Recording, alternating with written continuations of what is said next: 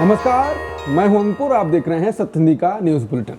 एक नजर डाल लेते हैं अब तक की खबरों पर। मणिपुर में सितंबर महीने में होने वाली एक बड़े वीवीआईपी दौरे की तैयारियां शुरू हो गई हैं। द हिंदू की रिपोर्ट के मुताबिक 30 अगस्त को मुख्य सचिव पुनीत कुमार गोयल की अध्यक्षता में मीटिंग हुई। उस कार्रवाई से इस बात की संभावना और मजबूत हो गई है कि प्रधानमंत्री मोदी मणिपुर का दौरा कर सकते हैं। ये मोदी का मणिपुर दौरा होगा पहली बार जब से मई 2023 में कुकी मैतेई संघर्ष शुरू हुआ था। सरकारी नोट में लिखा है कि इस वीवीआईपी दौरे को भव्य तरीके से आयोजित करने की तैयारी हो रही है। इसमें सुरक्षा के कड़े इंतजाम शामिल हैं, साथ ही जगह जगह फूलों से सजावट, एयरपोर्ट और सड़कों की सफाई व सुंदरता और खास तौर पर इम्फाल व चुराचांदपुर में कार्यक्रम स्थल की सजावट पर जोर दिया गया है। हालांकि अधिकारियों ने साफ तौर पर वीवीआईपी का नाम नहीं बताया, लेकिन इन तैयारियों से अटकलें तेज हो गई हैं कि ये दौरा पीएम मोदी का ही हो सकता है। मणिपुर फिलहाल 13 फरवरी से राष्ट्रपति शासन में है। पीएम मोदी ने मंगलवार को अपनी मां के खिलाफ अपमानजनक टिप्पणी को लेकर कांग्रेस और आरजेडी पर निशाना साधा और कहा कि ये घटना देश की हर महिला, खासकर बिहार की महिलाओं का अपमान है। पीएम मोदी ने वीडियो कॉन्फ्रेंसिंग के जरिए बिहार राज्य जीविका निधि साख सहकारी संघ लिमिटेड का शुभारंभ किया। उन्होंने अपने संबोधन की शुरुआत इसी विवाद से की। मोदी ने कहा कि हमारी सरकार के लिए मां की गरिमा, उसका सम्मान, उसका स्वाभिमान बहुत बड़ी प्राथमिकता है। मां ही तो हमारा संसार होती है, मां ही हमारा स्वाभिमान होती है। प्रधानमंत्री ने कांग्रेस आरजेडी के मंच पर उन पर की गई अपमानजनक टिप्पणी का जिक्र करते हुए कहा कि बिहार में कुछ दिनों पहले जो हुआ उसकी मैंने कल्पना भी नहीं की थी। बिहार में आरजेडी कांग्रेस के मंच से मेरी मां को गालियां दी गई। ये गालियां सिर्फ मेरी मां का अपमान नहीं है, ये देश की मां बहन बेटी का अपमान है। उन्होंने कहा कि मुझे पता है कि आप सबको भी ये देखकर और सुनकर कितना बुरा लगा है। मैं जानता हूं कि इसकी जितनी पीड़ा मेरे दिल में है उतनी ही तकलीफ मेरे बिहार के लोगों को भी है। मराठा कोटा आंदोलन के नेता मनोज जारंगे पाटिल ने मंगलवार को चेतावनी दी कि इस वीकेंड पर और भी ज्यादा मराठा मुंबई पहुंचेंगे और सोमवार को जबरदस्त आंदोलन होगा। उन्होंने पुलिस और प्रशासन को चेतावनी देते हुए कहा कि अगर हमें गिरफ्तार किया तो यह आपके लिए खतरनाक होगा, अगर लाठीचार्ज किया तो और भी खतरनाक होगा। इसी बीच मुंबई पुलिस ने जारंगे के साथियों की नई अर्जी खारिज कर दी, जिसमें उन्होंने आजाद मैदान पर अनिश्चितकालीन धरना जारी रखने की अनुमति मांगी थी। पुलिस ने हाईकोर्ट के आदेश और नियम तोड़ने को वजह बताया। मुंबई पुलिस ने मराठा आरक्षण आंदोलन के नेता मनोज जारंगे पाटिल को मंगलवार 2 सितंबर को नोटिस देकर आजाद मैदान खाली करने को कहा। बॉम्बे हाईकोर्ट ने सोमवार को मनोज जारंगे पर कड़ी टिप्पणी की थी। हाईकोर्ट ने आजाद मैदान के पास की सड़कें खाली करने का आदेश दिया था। इसके बाद ब्रिन मुंबई नगर निगम यानी बीएमसी और पुलिस हरकत में आ गए। पुलिस ने मनोज जारंगे और उनकी कोर कमेटी को आजाद मैदान से धरना समाप्त करने का नोटिस देते हुए कहा कि आंदोलन ने तय शर्तों का उल्लंघन किया है। पुलिस के अनुसार आंदोलनकारियों ने ट्रकों, कारों और भीड़ के जरिए सड़कों को जाम कर दिया है, जो अदालत के दिशा निर्देशों का उल्लंघन है। देश के उपराष्ट्रपति जगदीप धनखड़ उपराष्ट्रपति एन्क्लेव से निजी आवास में शिफ्ट हो चुके हैं। बड़ी बात यह है कि इस मौके पर 24 से ज्यादा वकीलों ने उन्हें विदाई दी। कई अधिवक्ता तो जगदीप धनखड़ के साथ उनके दक्षिण दिल्ली स्थित फार्म हाउस तक गए थे। बताया जा रहा है कि ज्यादातर वकील अखिल भारतीय अधिवक्ता परिषद से जुड़े हुए हैं। जानकारी के लिए बता दें कि जगदीप धनखड़ इस निजी बंगले में तब तक रहेंगे जब तक सरकार से उन्हें दूसरा आवास नहीं मिल जाता। इस समय धनखड़ इंडियन नेशनल लोकदल के नेता अभय चौटाला के स्वामित्व वाले एक प्राइवेट फार्म हाउस में रहने वाले हैं। महिला से रेप के मामले में आरोपी पंजाब के आम आदमी पार्टी के विधायक हरमीत सिंह पठान माजरा पुलिस की हिरासत से फरार हो गए। आरोप है कि मंगलवार को हिरासत के बाद लोकल थाने ले जाते वक्त पठान माजरा और उसके साथियों ने पुलिस पर फायरिंग की। गोली चलने की घटना में एक पुलिसकर्मी घायल हुआ। पटियाला के सनौर से विधायक हरमीत पठान माजरा पर आरोप है कि उन्होंने पुलिसकर्मी के ऊपर गाड़ी चढ़ाई और फरार हो गया। सूत्रों ने बताया कि वो और उसका समर्थक एक स्कॉर्पियो और एक फॉर्च्यूनर लेकर भागा। पुलिस ने फॉर्च्यूनर कार को पकड़ लिया है, वहीं स्कॉर्पियो में सवार विधायक फरार है। पंजाब पुलिस की टीम पीछा कर रही है। पुलिस के मुताबिक 26 अगस्त को एक महिला ने पठान माजरा के खिलाफ सेक्सुअल हैरेसमेंट की कंप्लेंट की और सोमवार को पुलिस ने रेप केस दर्ज किया। सुप्रीम कोर्ट में मंगलवार को भी प्रेसिडेंशियल रेफरेंस पर सुनवाई जारी है। यह रेफरेंस इस सवाल पर है कि क्या राष्ट्रपति और राज्यपालों को विधानसभा से पास हुए बिलों पर फैसला लेने के लिए टाइमलाइन तय की जा सकती है। पिछले हफ्ते केंद्र ने सुप्रीम कोर्ट से कहा था कि राज्य सरकारें राष्ट्रपति या राज्यपाल की कार्यवाही के खिलाफ सुप्रीम कोर्ट में रिट याचिका दाखिल नहीं कर सकती, क्योंकि ये मौलिक अधिकारों के उल्लंघन का मामला नहीं है। सॉलिसिटर जनरल तुषार मेहता जो केंद्र की तरफ से पेश हुए, उन्होंने कहा कि राष्ट्रपति इस मुद्दे पर सुप्रीम कोर्ट की राय लेना चाहते हैं। वहीं तमिलनाडु सरकार ने कोर्ट में कहा कि राज्यपाल के पास बहुत अधिक विवेक अधिकार नहीं हो सकता है, वो सुपर मुख्यमंत्री की तरह काम नहीं कर सकते, क्योंकि एक म्यान में दो तलवारें नहीं रह सकती।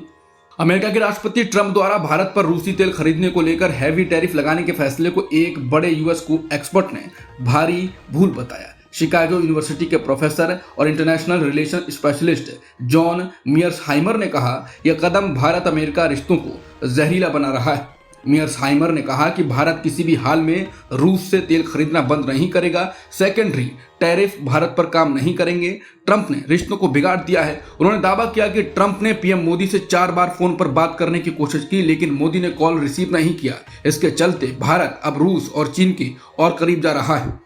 बीजिंग में मंगलवार को चीन के राष्ट्रपति शी जिनपिंग और रूस के राष्ट्रपति व्लादिमीर पुतिन की अहम बैठक हुई। यह मुलाकात चीन की अब तक की सबसे बड़ी सैन्य परेड से एक दिन पहले हुई है। पुतिन ने कहा कि रूस चीन रिश्ते अभूतपूर्व स्तर पर हैं और दोनों देशों की करीबी बातचीत रणनीतिक संबंधों को मजबूत करती है। उन्होंने शी जिनपिंग को प्रिय मित्र कहते हुए साथ काम करने पर खुशी जताई। वहीं शी जिनपिंग ने कहा कि चीन रूस संबंध हर अंतर्राष्ट्रीय बदलाव की कसौटी पर खरे उतरे हैं और दोनों देश मिलकर दुनिया के लिए एक न्यायपूर्ण और संतुलित वैश्विक व्यवस्था बनाना चाहते हैं। बुधवार को शी जिनपिंग चीन की सबसे बड़ी सैन्य परेड की मेजबानी करेंगे, जो जापान के आत्मसमर्पण और द्वितीय विश्व युद्ध की समाप्ति की 80वीं वर्षगांठ पर आयोजित की जा रही है। अमेरिका के पूर्व राष्ट्रीय सुरक्षा सलाहकार जॉन बोल्टन ने राष्ट्रपति ट्रंप पर बड़ा आरोप लगाया है। बोल्टन का कहना है कि ट्रंप की टैरिफ नीति ने दशकों की मेहनत पर पानी फेर दिया है। बोल्टन ने कहा कि अमेरिका लंबे समय से भारत को रूस से दूर करने और चीन के बढ़ते असर को लेकर सावधान करने की कोशिश करता रहा है। धीरे धीरे भारत अमेरिका संबंध मजबूत भी हो रहे थे, लेकिन ट्रंप ने सिर्फ व्यापारिक हितों को ध्यान में रखकर फैसले किए और रणनीतिक पहलुओं को नजरअंदाज कर दिया।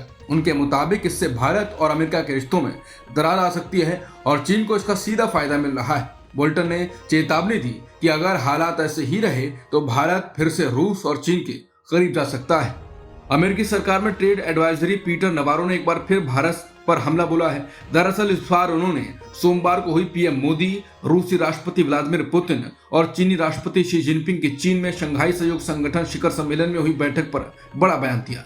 नवारो ने मीडिया को बयान में कहा कि भारत को रूस नहीं अमेरिका की जरूरत है। उन्होंने आगे कहा कि भारतीय सरकार को मॉस्को से सस्ते दामों पर कच्चा तेल खरीदना बंद कर देना चाहिए। अमेरिका के पूर्व राष्ट्रीय सुरक्षा सलाहकार जैक सुलिवन ने बड़ा आरोप लगाया है। उन्होंने कहा कि राष्ट्रपति ट्रंप ने अपने परिवार के पाकिस्तान में कारोबारी सौदों के लिए भारत से रिश्तों की बलि चढ़ा दी। सुलिवन ने कहा कि दशकों से अमेरिका दोनों दलों की सहमति से भारत के साथ रिश्ते मजबूत कर रहा था। टेक्नोलॉजी, टैलेंट, अर्थव्यवस्था और चीन की चुनौती का सामना करने में भारत अहम साझेदार है, लेकिन ट्रंप के समय ये रिश्ते कमजोर हुए। सुलिवन ने इसे अमेरिका की रणनीतिक हार बताया। अमेरिका के कई शहरों में मजदूर दिवस यानी लेबर डे पर राष्ट्रपति ट्रंप के खिलाफ जबरदस्त प्रदर्शन हुए। शिकागो और न्यूयॉर्क में वन फेयर वेज नाम की संस्था ने ये प्रदर्शन आयोजित किए। इनका मकसद मजदूरों की मुश्किलें उजागर करना था। अमेरिका में अभी भी संघीय न्यूनतम मजदूरी सिर्फ $7.25 प्रति घंटा है, जिसे बढ़ाने की मांग की जा रही है। न्यूयॉर्क में ट्रंप के पुराने घर के बाहर प्रदर्शनकारियों ने नारे लगाए, ट्रंप मस्ट गो नाउ, यानी ट्रंप को अब जाना चाहिए। वहीं शिकागो में ट्रंप टावर के बाहर भीड़ ने नो नेशनल गार्ड और लॉक हिम अप जैसे नारे लगाए। इसके अलावा वाशिंगटन डीसी और सैन फ्रांसिस्को में भी बड़ी संख्या में लोग सड़कों पर उतरे। पीएम मोदी, चीनी राष्ट्रपति शी जिनपिंग और रूसी राष्ट्रपति व्लादिमीर पुतिन की मुलाकात के कुछ घंटों बाद अमेरिकी राष्ट्रपति ट्रंप ने भारत को लेकर एक चौंकाने वाला खुलासा किया। उन्होंने कहा कि भारत ने जीरो टैरिफ की पेशकश की है, लेकिन अब काफी देर हो गई है। ट्रंप ने कहा कि अमेरिका का भारत के साथ एक तरफा व्यापारिक रिश्ता है। उन्होंने आगे कहा कि भारत द्वारा लगाए गए उच्च टैरिफ ने अमेरिकी व्यापारियों को वहां सामान बेचने से रोक दिया है। ट्रंप ने इसको पूरी तरह से एक तरफा आपदा करार दिया। ट्रंप ने ट्रुथ सोशल पर एक पोस्ट में लिखा, बहुत कम लोग ये समझते हैं कि हम भारत के साथ बहुत कम व्यापार करते हैं, लेकिन वो हमारे साथ बहुत ज्यादा व्यापार करते हैं। दूसरे शब्दों में वो हमें भारी मात्रा में सामान बेचते हैं जो उनका सबसे बड़ा ग्राहक है, लेकिन हम उन्हें बहुत कम बेचते हैं। अब तक ये पूरी तरह से एक तरफा रिश्ता रहा है और ये कई दशकों से ऐसा ही रहा है। सुप्रीम कोर्ट ने अपने ही साल 2014 के उस फैसले पर गंभीर सवाल उठाए हैं जिसमें कहा गया था कि अल्पसंख्यक धार्मिक और भाषाई संस्थानों पर शिक्षा का अधिकार यानी आरटीई कानून लागू नहीं होगा। सुप्रीम कोर्ट की 2 जजों की बेंच ने कहा ये फैसला सार्वजनिक शिक्षा की गुणवत्ता और समावेशिता के विचार को कमजोर करता है। कोर्ट ने मामले को चीफ जस्टिस के पास भेजते हुए कहा कि इसे बड़ी बेंच को सौंपने पर विचार किया जाए। मामला तमिलनाडु और महाराष्ट्र से आया था, जहां सवाल उठा गया कि क्या माइनॉरिटी स्कूलों में शिक्षक नियुक्ति के लिए टीईटी यानी टीचर एलिजिबिलिटी टेस्ट जरूरी है या नहीं। कोर्ट ने कहा कि अल्पसंख्यक संस्थानों को आरटीई से छूट देने से गरीब बच्चों को मिलने वाली मुफ्त और गुणवत्तापूर्ण शिक्षा पर असर पड़ेगा। दिल्ली हाईकोर्ट 2020 के दिल्ली दंगों की साजिश से जुड़े यूएपीए मामले में दायर जमानत अर्जियों पर मंगलवार को फैसला सुनाएगी। इस जमानत अर्जियां दाखिल करने वालों में उमर खालिद, शर्जील इमाम, अतर खान, खालिद सैफी, मोहम्मद सलीम खान, शिफा उर रहमान, मीरान हैदर, गुलफिशा फातिमा और शादाब अहमद शामिल हैं। लाइब्लो की रिपोर्ट के मुताबिक जस्टिस नवीन चावला और जस्टिस शालिंदर कौर की डिवीजन बेंच दोपहर 2:30 बजे फैसला सुनाएगी। सभी अभियुक्तों ने ट्रायल कोर्ट के उस आदेश को चुनौती दी है जिसमें उन्हें जमानत देने से इनकार कर दिया गया था।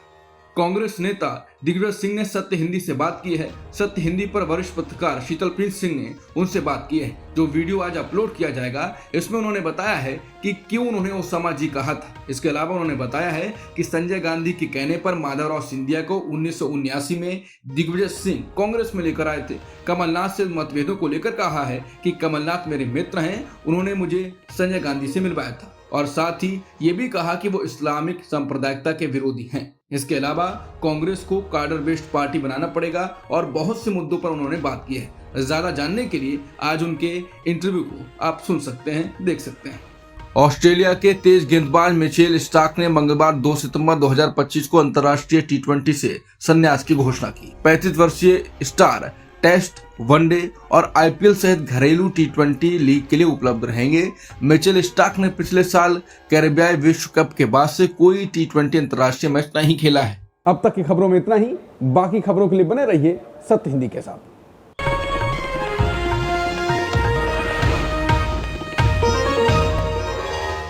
Copyright disclaimer under Section 107 of the Copyright Act 1976. Allowance is made for fair use for purposes such as criticism, comment, news reporting, scholarship, and research.